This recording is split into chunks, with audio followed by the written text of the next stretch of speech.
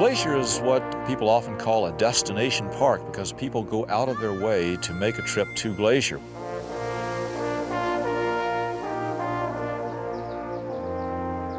The great lodges of Glacier National Park not only provide that pillow and that bed that you might sleep in every night, but they provide a direct connection to understanding the history of the park. The thing that makes Sperry Chalet special is the fact that it is a backcountry chalet. You have to work to get here. Glacier Park Lodge is a remarkable symbol of an earlier era in the history of the national park. This is truly a beautiful place.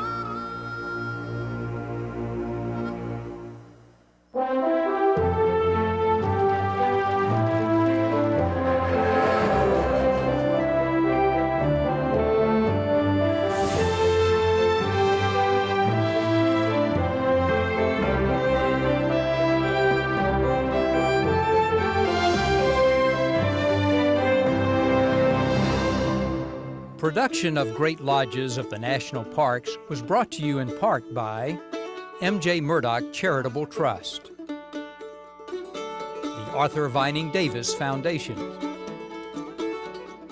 and by contributions to your PBS station from viewers like you. Thank you.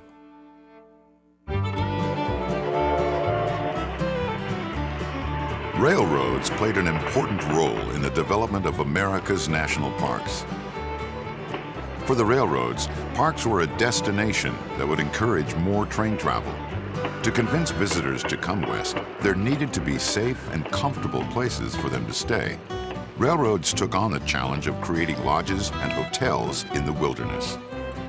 It was the Great Northern Railway, based in Minnesota, that developed accommodations in Montana's Glacier National Park. The Great Northern was the last intercontinental rail line to be built. Great Northern's founder, James J. Hill, built the railroad as a transcontinental freight line. But it was his son, Lewis, who envisioned the potential revenue that passenger travel could bring. My grandfather, Louis W. Hill Sr., had a great passion for this part of Montana. He was an avid hunter and fisherman and loved to come out and participate in both those activities. He lobbied quite heavily to get Glacier National Park created as a park.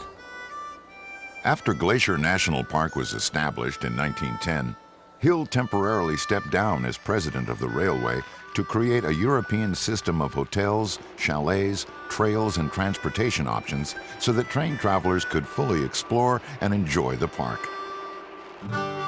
In a campaign blitz meant to divert wealthy travelers from vacations abroad, he coined the slogan, "See America First," to promote passenger travel to Glacier. As part of the campaign, he designated Glacier as the American Alps. Much of Louis Hill's grand plan is still reflected in the historic lodges and quaint backcountry chalets that dot the park. Set in the remote and wild northern Rockies in northwestern Montana, Glacier National Park covers over 1,500 square miles. The park is bordered to the north by Canada, to the east by the Blackfeet Indian Reservation, and to the south by the historic line of the Great Northern Railway. Hill's Grand Hotel, Glacier Park Lodge, sits at the eastern entrance to the park in East Glacier, Montana, where tourists still arrive by rail. Today, on board Amtrak's Empire Builder. Folks have a special experience by coming across the vast open plains, and then all of a sudden, they see the Purple Mountain's majesty. They see the grandeur of Glacier.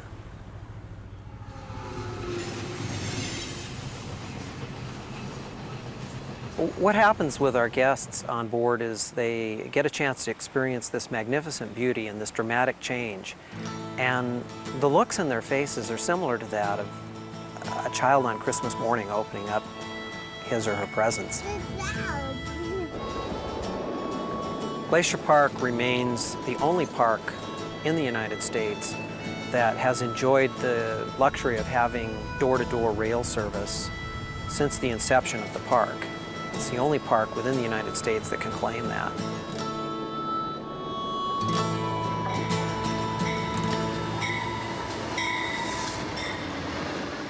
The train still provides one of the most pleasurable ways to arrive here.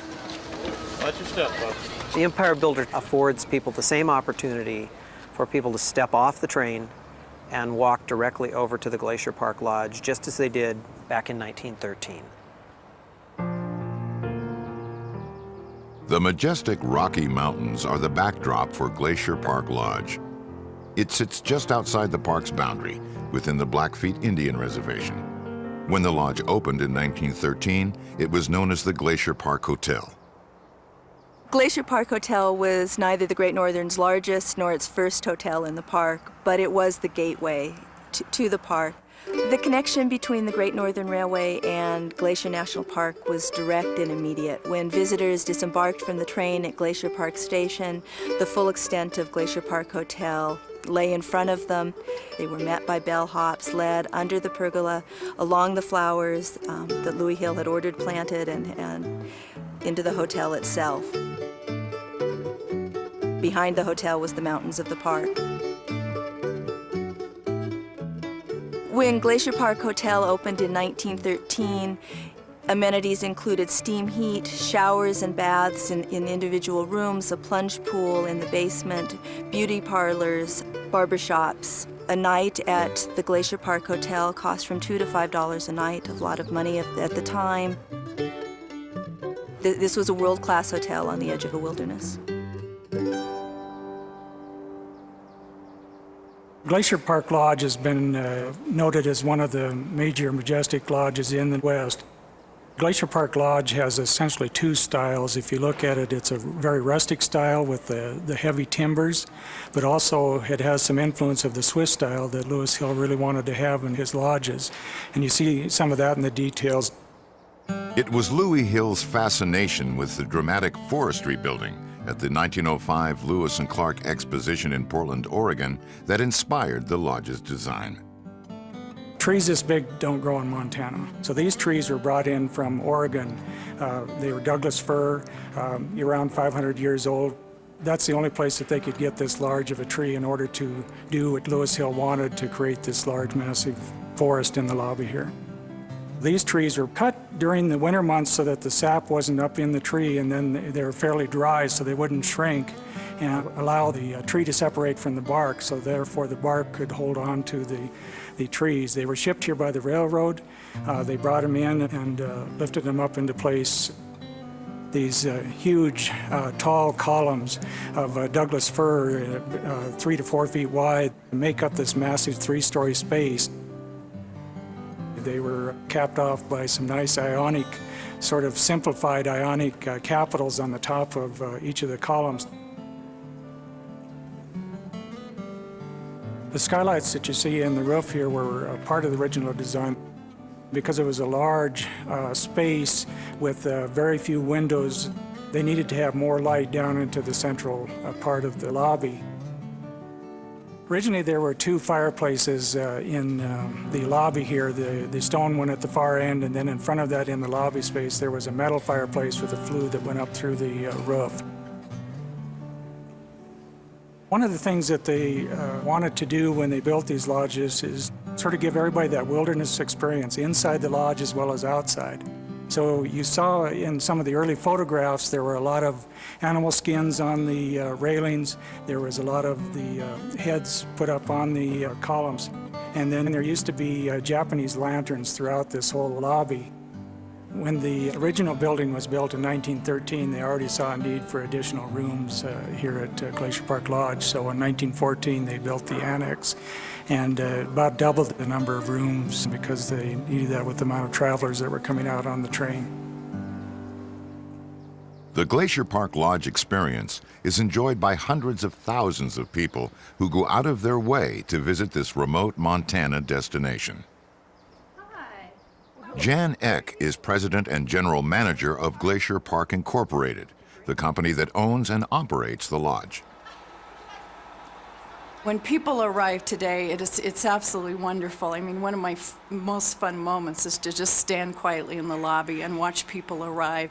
And they, most of the time, immediately set down their suitcases and just begin to look up and look at those timbers. And the chatter begins between them and their other family members about how this possibly was built in the early 1900s. The log table that's in the lobby is an original table. It was one of the original logs that was just simply cut in half to become one of the tables. The other thing that they notice in our lobby is the immense fireplace, which we light on most evenings. And they sit around the fireplace, read books, and visit with one another and have a nice evening together. We call this breezeway area our reading room or a glass walkway because it connects our main lodge to our west wing. People sit here for hours. And as you sit and read your book or play your game, obviously one of the views is into Glacier National Park and at the Rocky Mountains, which is stunning. On one side, on the other side is our beautiful gardens. It's pleasant from early morning until late at night.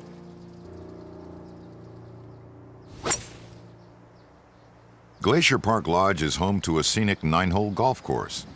Opened in 1927, it was another of the Great Northern's marketing efforts to encourage more people to visit the lodge, filling the trains and guest rooms. The rooms are much like they were when they were originally built.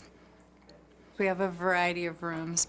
We have some suites which offer fireplaces. Most of the rooms have balconies. They do not necessarily have private balconies, but you can go outside and relax and enjoy the cool breeze. Yet with all the grandeur and amenities that Glacier Park Lodge has to offer, it is the park's spectacular scenery that is the real attraction.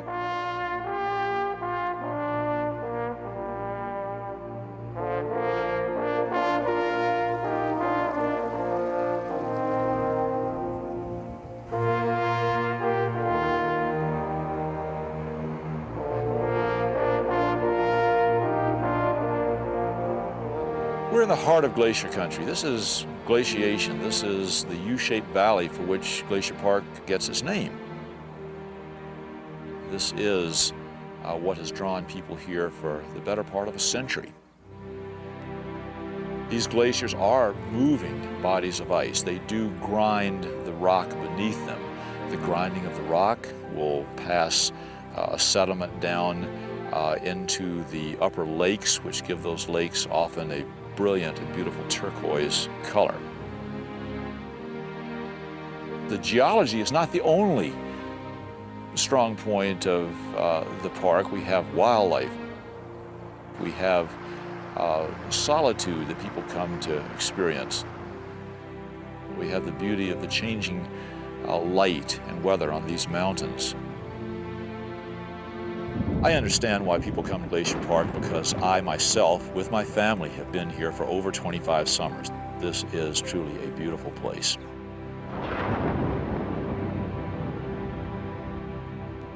While other national parks might claim to rival such magnificent scenery, nothing elsewhere compared to the fascinating blend of cultures that guests encountered at Glacier Park Lodge. Louis Hill promised visitors to the park a varied cultural experience that included both European elements, but also a heavy emphasis on the Blackfeet tribe, traditional lands of which incorporate and are located adjacent to the park. That advertising effort took a variety of forms. Probably the most obvious is that the Blackfeet tribe was referenced as the Glacier Park tribe. Disembarking at the park at Glacier Park Station, visitors would find Blackfeet encampment on the main lawn, a number of teepees.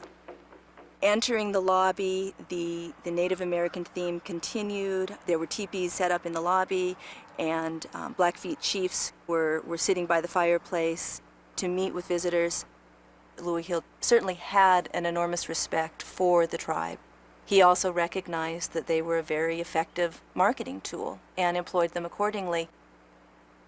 The amount of employment that was generated by the Glacier Park Hotel Company through the Great Northern for the tribe was significant. Everything is living, from the sky, the sun, the moon, the stars, the clouds, the mountains. Blackfeet Indian Curly Bear Wagner's ancestors played a significant role in the promotion of Glacier Park and its lodges. Today, Curly Bear is a welcome speaker at Glacier Park Lodge, sharing with guests stories of his people. The building of Glacier National Park Lodge did provide livelihood in a sense, because employment was being created, jobs were being created. So our people did have the opportunity to perform up here, which was good, because you got to understand at that time period, our culture and our traditions were taken away from us. We could no longer practice them. So this gave us opportunity to practice our ways, meaning our dances, do our ceremonies with a pipe, greet the people. Glacier National Park has always been part of our nation, and so we have a lot of understanding of the mountains, of the water, of the four-legged ones, the winged ones. They're very much alive, and so we had the opportunity to tell them who we are, to get rid of the stereotype thinking about our Indian people. It was an opportunity for us, also for opportunity for the Great Northern Railroad at the time to help one another in promoting tourism. Glacier Park Lodge is a remarkable symbol of an earlier era in the history of the national park. By its size, by its placement, it speaks to an earlier era of travel where the upper class visited the national parks, where railroads were intimately involved in the development and the conservation of the parks. As in bygone days, travelers can still board the train at Glacier Park Station. Amtrak's Empire Builder follows the same rail line as nearly a century ago. From East Glacier, heading to West Glacier Station and Belton Chalet, the train skirts the southern reaches of the park for 57 miles, traveling through pristine wilderness and passing over the Continental Divide.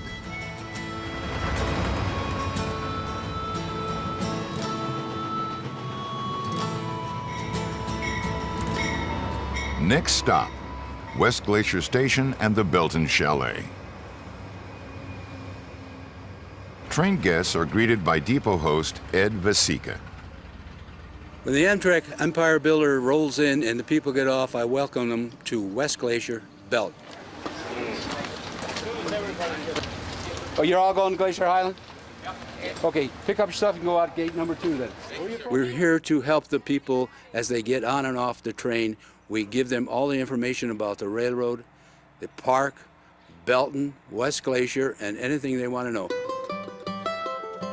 Tucked against the hillside in West Glacier is a cluster of perfectly restored buildings, known as the Belton Chalet.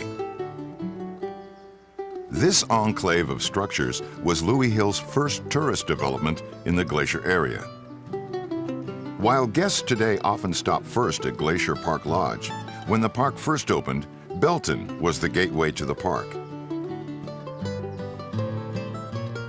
Belton Chalet opened in 1910, the same year Glacier became a national park. Though the buildings are very quaint to us today, in fact, they were very much first-class facilities when they were built. The chalet style of these buildings is actually based on the Swiss architecture. The chalet has deep overhangs for the snow. Usually the doors are placed on the gable ends of the building because of the snow load, and the first floor level was always either stone or poured concrete. The original chalet was built in 1910. In 1911 they added 2 cottages and what was known as a studio. They added the lodge in 1913 simply as a dormitory, and that was to house the increased business that they expected as they opened the hotel over at East Glacier. The chalet itself never served as a destination resort. It was on the outside of the park. It was a stopping over place. By the time the automobile replaced the train as the main mode of transportation to the park, and Highway 2 was built in 1936, the chalet's original purpose was obsolete. Belton Chalet was sold by the Great Northern in 1946. There was a series of owners through the 50s and 60s, and each owner attempted to make some kind of a business use of the chalet property. Cass Still and Andy Baxter purchased the hotel and completed the current restoration, and the hotel was able to open again in 1999. Belton Chalet was in dire need of repair when we found it. The highway department, when they came through and expanded this highway, they tore this whole porch off here and backfilled this high. So we came through and started excavating and found all this original walkway, and rock work was here. All of these rocks here were buried in the fill because they just shoved them over and they'd fallen apart. So we had to rebuild all of these columns are brand new and look just like the originals. The balusters were 22 inches, so they had to be raised up to a 34-inch height to meet code. It was really an interesting project reproducing all these, many man-hours with the jigsaw.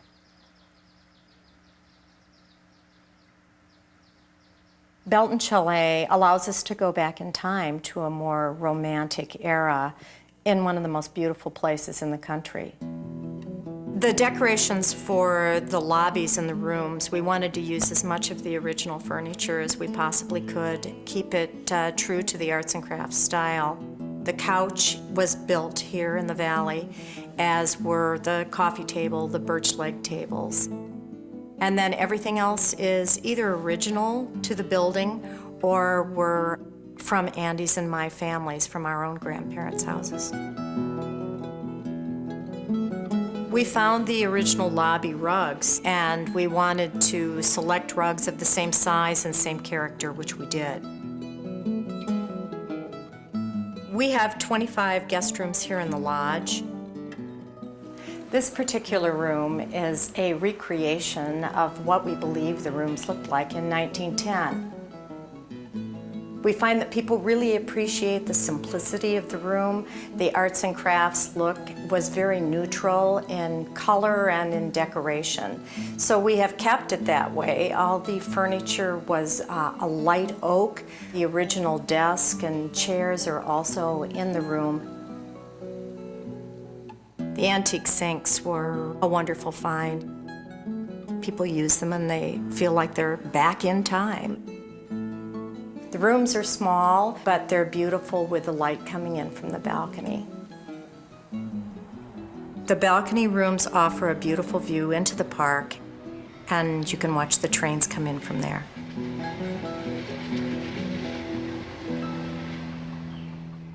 The Belton Chalet's dining room is a favorite for guests staying at the lodge and people throughout the Flathead Valley. Specialties include Montana game and flame-grilled foods with the flavor of campfire cooking.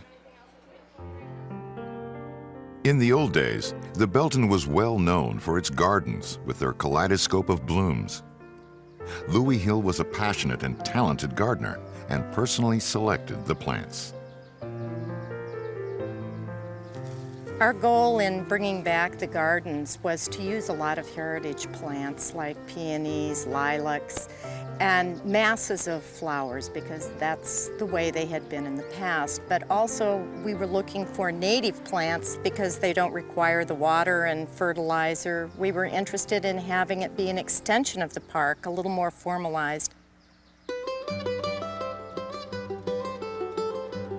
The restoration aspect of the project was especially fun for me and Andy because we really are both artists, and it was great for us to take something that had been created originally by an artist, Louis Hill, and to just bring it back to his vision and maybe even take it one step further. In the early years, the Great Northern advertised Belton Chalet as the going-in point for Lake McDonald.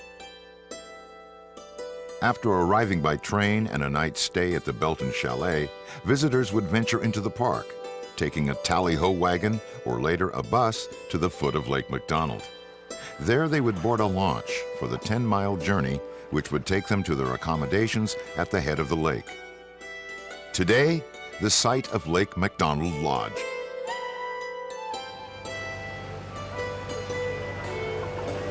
Good evening, everyone. Welcome aboard the Smith and on our beautiful trip here on Lake McDonald. Lake McDonald is the largest lake in Glacier Park. While visitors no longer arrive to the lodge by boat, they can still enjoy a scenic tour on board the De Smet, which has plied the waters of Lake McDonald since 1930. The history of Lake McDonald Lodge is very different from the other accommodations in Glacier Park. It is the only lodge in the park which the Great Northern did not build. The first hotel at this site was built in 1895. The current structure opened in 1914 as the Lewis Glacier Hotel. From the beginning, the Great Northern Railway had hoped to gain control of the property and finally did in 1930. Though not part of Louis Hill's vision, Lake McDonald Lodge is one of Glacier Park's grandest architectural achievements. It was designed by Kirtland Cutter, an imaginative architect who had built a number of grand rustic buildings. At the time, he was best known for his award-winning Idaho building at the 1893 World's Columbian Exposition in Chicago. Lake McDonald Lodge, in a truly magnificent way, speaks for the quality of the landscape. But it just looks as if it grew here. It's a superb statement about the qualities of Glacier Park. Henry Matthews is an architectural historian and a biographer of architect Kirtland Cutter. Something that Cutter always wanted to do with his buildings was to make them fit naturally in the landscape. I mean, the typical American house up to this time dominated the landscape. It was on top of the hill, a classic monument on top of the hill. But this just sits easily on the slope in a natural kind of way, so that it almost looks as if it was supposed to be there. There was no road to Lake McDonald Lodge. Visitors would arrive by boat. They would come up the lake on the boat and get out on the shore and walk up the slope, and you can just imagine them looking up at the hotel and at the balconies and the rustic timbers, and then as they came in through the door they would see the date 1914, and they would enter and look up into this vast space and be totally surprised, because there's really no clue on the exterior to the grandeur of the space inside. You see these vast tree trunks rising up in the corners, and then spanning between them are smaller branches or smaller trunks that support the galleries. So we get the primary structure and then the secondary structure, and then logs coming the other way to carry the balconies. And then look at the rustic balustrade around the balconies. Each piece is scaled to the task that it has to perform. And I think that this puts it in line with the world's great architecture, where structure gives form to the space. You know, this isn't just a building with a few rustic bits and pieces stuck on. It's absolutely inherent in the architecture. While the structural scale of the lobby is impressive, the charm is found in the details. The hotel's original owner was an avid outdoorsman, and hunting trophies hang from the lobby framework. Reproductions of the 1930s lampshades, adorned with Indian motifs, cast a golden light on the space.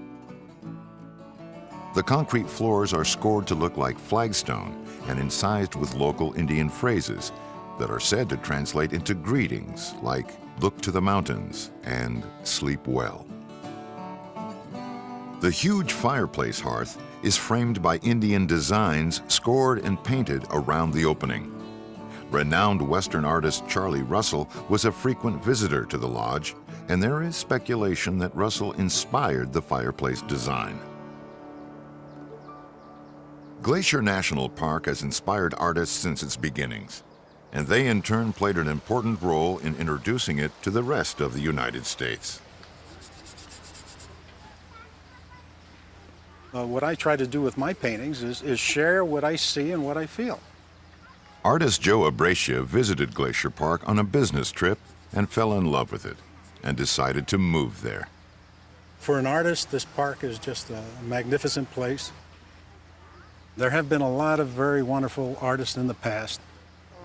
John Ferry was an artist who was born in Europe, and he was a landscape painter, and he loved the outdoors, and he loved to paint the Rocky Mountains. Hill, who was the owner of the railroad, he commissioned Ferry to paint paintings of Glacier Park so they would use it as promotion.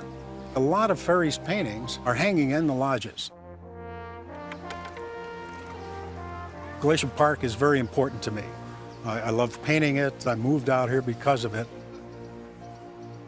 And now I actually have some paintings hanging in the lodges, hanging with some of my heroes.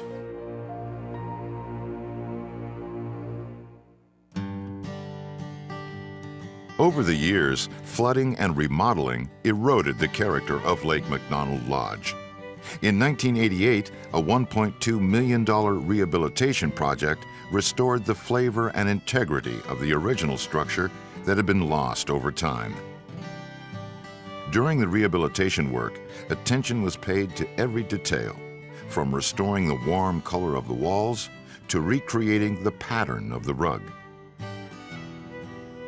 The landscaping was enhanced along the lake, creating a more formal approach to the dock.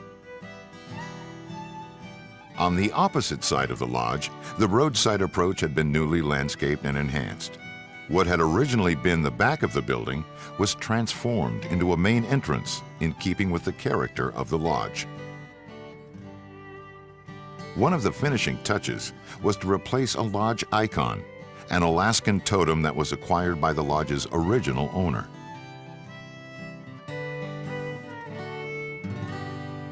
Lake McDonald Lodge has an intimacy that appeals to most people. Architectural historian Rod Wheaton directed the rehabilitation of Lake McDonald Lodge. My most favorite experience here, as I'm sure it is for many people, is walking into the lobby and having this sense of a soaring space, to be able to appreciate the artwork that's original to the building still on the walls, the taxidermy items that are still around, to have this sense of you just stepped into your own private hunting lodge. The building had been whitewashed almost in part of its history. It was very dull and bland.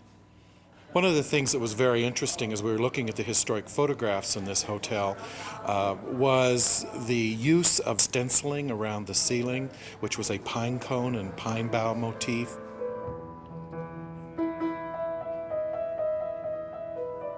In recreating an ambiance for the lobby, we reused a lot of historic pieces.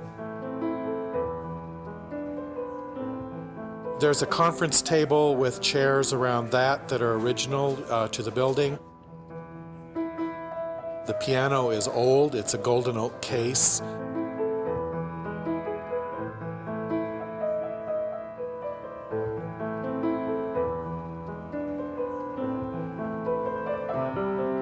There is a few interesting pieces here that were sort of the Bavarian and Swiss feel, are some little solid wood chairs that have curved and scalloped backs to create an ambiance that were probably original to the hotel.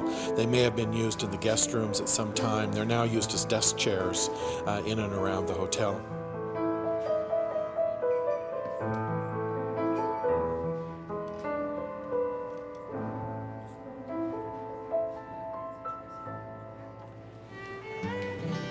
The visitors really need to have a sense that it is their building.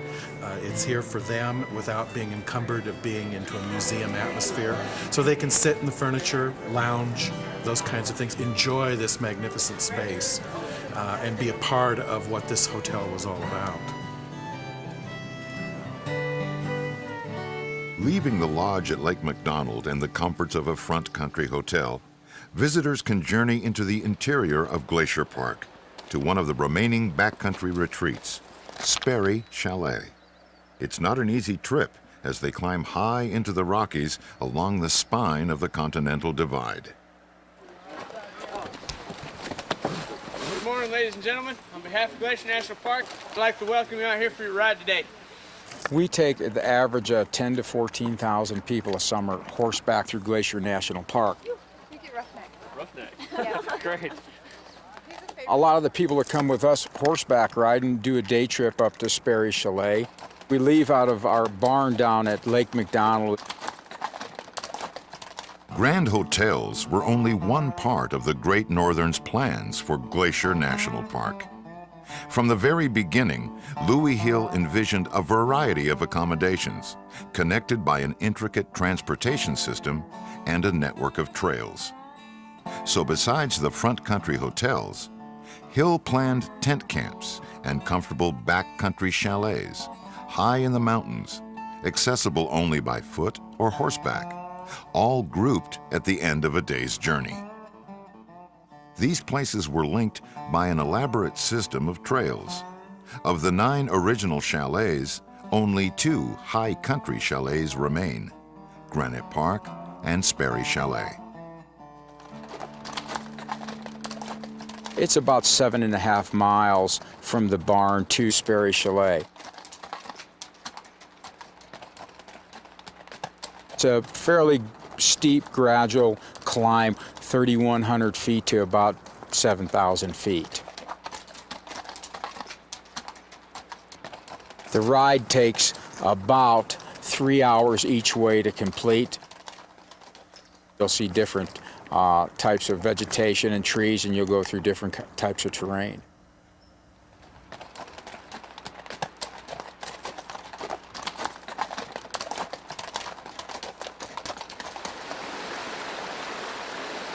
We come up a drainage, and Snyder Creek runs right along it and follows the canyon all the way up into Sperry Chalet.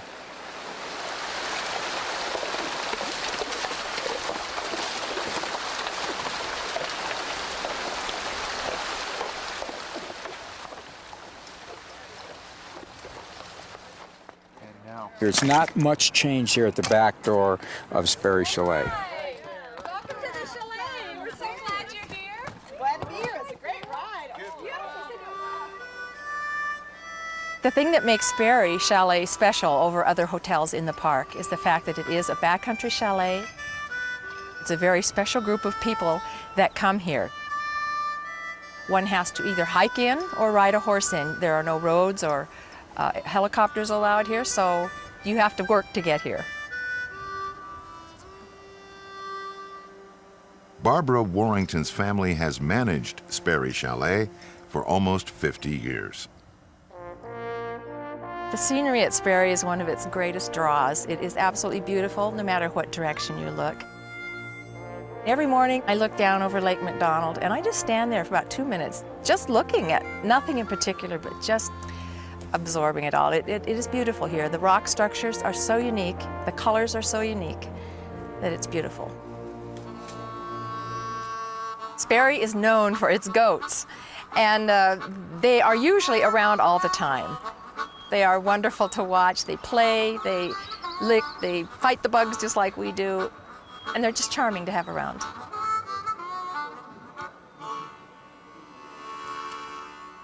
Sperry Chalet was constructed over a period of 2 years, from 1913 to 1915. It took 2 years because it's a very short building season up here high in the backcountry of Glacier National Park. The first structure built was the dining room structure, which is the one that you approach as you come up the trail. And then after that was completed, they built the dormitory building. The buildings were designed in the Swiss Alpine style. All the materials for the original structure, except for the finished wood inside, were taken from the site right around here. Louis Hill hired Italian stonemasons to do all the stonework on these structures. What they really tried to do was make the building blend in with the environment. The stones came from a talus slope that's about a quarter-mile away from here. Some of the stones are quite heavy, over a ton in some cases. The important architecture details on the building would be the arches over the windows and the stone coins on the corners. That combined with the dormers and the exposed rafter tips gives it a very natural feeling. On the dormitory, probably one of the most significant features is the Great Northern logo. The logo is painted white, so you can read it from about a half a mile away. And with the dark stone in the background, it advertised the railroad and that you had arrived at Sperry Chalet.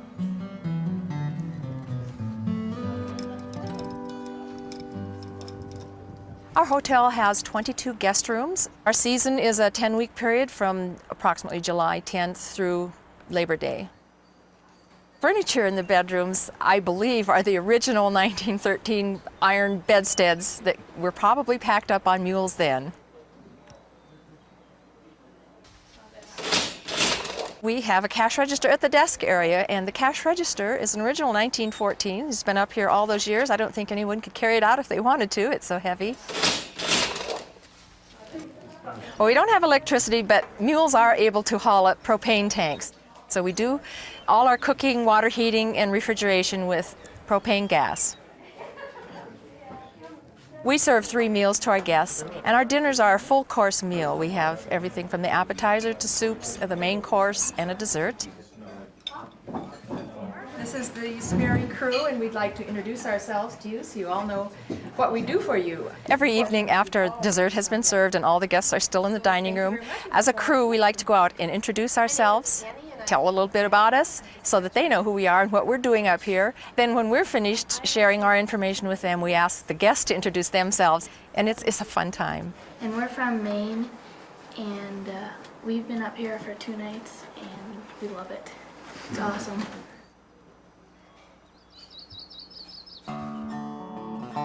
When the park first opened and developed years ago, there was probably at one time 3,000 head of horses and mules combination throughout Glacier National Park.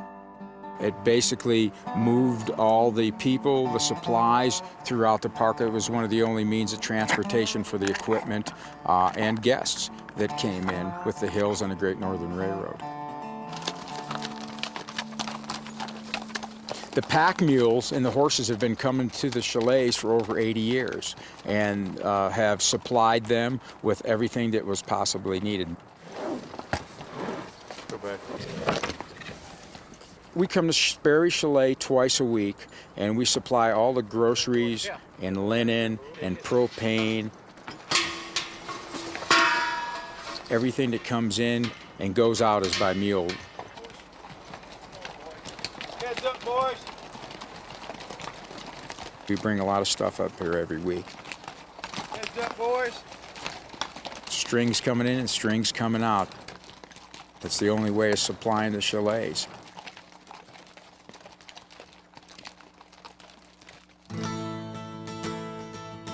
For years, the most spectacular vistas in Glacier National Park could only be enjoyed by those hardy souls venturing out on foot or horseback. But the demand for a road crossing the mountains led to the building of the dramatic Going to the Sun Road. While increasing access to the park's remote areas, it also forever changed visitors' experience to the park. The road provides easy access to spectacular views of mountains, lakes, waterfalls, and glacial valleys in the heart of Glacier National Park. For many visitors today, Going to the Sun Road is the park. The 52-mile-long road bisects Glacier east to west. The narrow and winding road climbs high over the Continental Divide at Logan Pass. This engineering marvel took 16 years to build, mostly with hand tools and dynamite. Even today, visitors marvel at how such a road could have been built. It is the only road in the country designated a National Historic Landmark. After it was completed in 1933, automobile tourists soon outnumbered train travelers. Grand vistas and steep, fearsome drop-offs, Going to the Sun Road is a challenging drive. One of the most pleasurable and carefree ways to experience the highway is from the seat of a unique touring vehicle known as a jammer. These charming red buses, introduced in the national parks in the 1930s, derived their name from drivers who had to jam on the gears to get up the mountain roads of Glacier. By the late 1990s, concern about safety led to the retirement of the old fleet. But jammer fans convinced those in charge that the old buses should be rehabilitated. Today, the historic red buses are back in the park again, and people can explore Glacier in the same delightful way they did in the 1930s. The park's largest lodge, Mini Glacier, was for decades the biggest hotel in Montana. Yet for all its magnificent, massive scale, it is dwarfed by the surrounding panorama of towering, jagged mountain peaks and glaciers. Dubbed the showplace of the Rockies, Mini Glacier Hotel winds along the shoreline of pristine Swift Current Lake. Rooms, balconies, and verandas offer views of some of the most spectacular scenery in the park. Mini Glacier is the most isolated of the park's grand lodges, tucked into a rugged pocket of glacial carved valleys at the very end of a remote 12-mile road. Both Grinnell Valley and Swift Current Valley meet at the doorstep of Mini Glacier Hotel. It's a grand hotel in size, but it doesn't begin to compete with the backdrop of the glacial peaks behind it. The style of architecture is kind of a mixture between the Swiss Alpine and rustic architecture. You've got your decorative pieces around the doors and the balustrades and the windows. And then you've got your rustic materials that were all locally harvested. The hotel was built between 1914 and 15, the main part of it, and then in 1917, Annex 2 was constructed. It was constructed through the winter season, and Mini Glacier is a very remote site. It was cold and it was windy, and there was about 400 workers that the railroad had hired. And I think a lot of them had probably been bridge builders, so they maybe didn't have a lot of experience in construction of a hotel like this. The materials that weren't able to be milled on site, for instance, the 4-story log columns in the lobby area, they range from about 36 inches up to 22 inches at the top, were pulled in from the northwest. In the 1950s, they built the addition, the porte-cochere at the front entry of the hotel, and put the spire on it to complement the spire over the South Bridge. Shortcuts taken in the original construction, coupled with severe weather conditions, have caused the lodge to continually deteriorate. This is a place where heavy snowfall packs 30-foot snowdrifts against the exterior walls, and hard-driving wind blows snow inside. Trying to maintain the old buildings is a constant challenge. One of the big structural problems that we're dealing with right now, and we actually are in the midst of addressing some of it, is the balconies. They're actually failing. In the 50s, they started with angle irons to support them. In the later 50s, they started pulling in metal cables to help hold them up. I hope that Mini Glacier Hotel is here for at least another 100 years, 200 years, so that everyone has a chance to experience it and experience this park. It tells not only part of the story of Glacier, but the story of the railroad and the story of tourists coming to the west. And it's a great outdoor experience here at the head of the lake. Mini Glacier Hotel is located in the heart of the park's mountains, with hiking trails radiating outward to some of the best locations for exploring glaciers and spotting bighorn sheep and bears. Park Ranger Bob Adams has been leading guests through Glacier Country for over 25 years. We have grizzly bears here, we have black bears. Woo! Yo, bear! These bears are known to be reclusive. They are known not to bother people for the most part, but there is always that element of wildness, the presence of bears who are more powerful than we and who can present extreme danger in rare occasions to people traveling in the park. Glacier Park gives the opportunity for people of all physical abilities to see and experience the beauty of the park. And it's actually possible to see bears from the balcony of the Mini Glacier Hotel.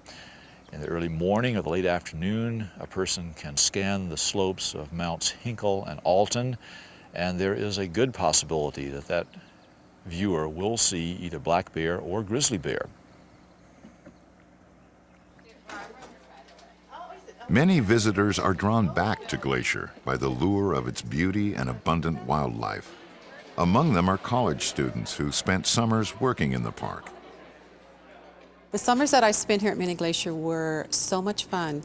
It was the most enjoyable time a person could have, a young person could have. It was great. Tessie Bundick, a college student in the 1970s, returns every summer, enchanted by the park's beauty and history. When Mini Glacier opened on June 4th, 1915, the decor was extremely eclectic. It reflected Lewis Hill's own way of decorating. There were bearskin rugs over the railings. There were Japanese lanterns hanging from the ceiling. The lobby was a visual treat. The beautiful spiral stairwell that used to be in the lobby of Mini Glacier, it's a shame it's gone, but it was taken out to expand the gift shop. It was a double helix. There was a fountain in the middle with ferns on it. There were fish swimming in the little pond at the bottom. It was so lovely. This fireplace is great because it's basically in the middle of the lobby. It's an enlargement of what was called the Sibley hood, which was used in tents for the military. People are still enjoying it, surrounding it, sitting there talking. It's a lovely communal feel, and it's so unusual looking. It's still a focal point in the lobby. Lewis Hill wanted to make certain that the people who came here were comfortable and had the most wonderful mountain resort experience they could possibly have. It was quite luxurious for those times. Mini Glacier Hotel is the most at-risk historic place in Glacier National Park. In 1996, the historic structures of Glacier National Park were included on our list of America's most endangered places. And we hope that this listing might help draw some attention to the concerns we have, but also help find solutions to find a way to save the hotel. The building has many, many historic preservation needs. The roof is old and needs to be replaced. The windows need to be reglazed. The electrical and mechanical systems are old and need to be replaced. But even apart from Mini Glacier Hotel's structural deficiencies, the hotel still affords a wonderful experience for the park visitor. You can still come and stay in the hotel and have the marvelous views and experience some of the magnificence that was Lewis Hill's vision for it when it was built in 1915. The fact that the hotel's been able to continue to open every summer, I think, is also a testament to its great strength. If you lose one of these historic places, it's like tearing a page out of our nation's history book. And that is a loss that you cannot replace. It is irretrievable. We just cannot afford to lose places like Mini Glacier Hotel that are so important, not just to this park, not just to Montana, but to our nation's history. The Great Northern Railway sold the last of its properties in Glacier National Park in 1960. Yet Louis Hill's vision and distinctive style remain a part of the park experience. Dedicated people work to preserve Glacier's lodges and chalets for the next generation, maintaining not only the physical structures, but the history they represent. In the rooms, lobbies, stones, and timbers, they tell the story of Louis Hill and the Great Northern Railway, and the exciting era of the first tourists traveling west nearly a century ago.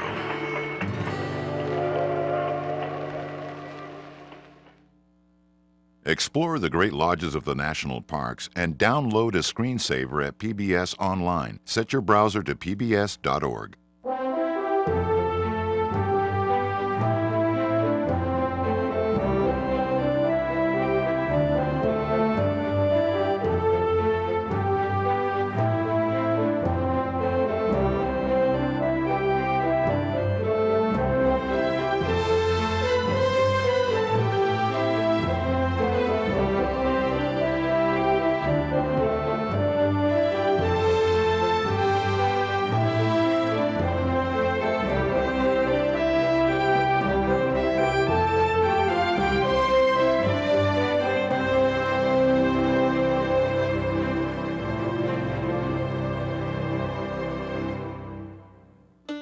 Production of Great Lodges of the National Parks was brought to you in part by M.J. Murdoch Charitable Trust, the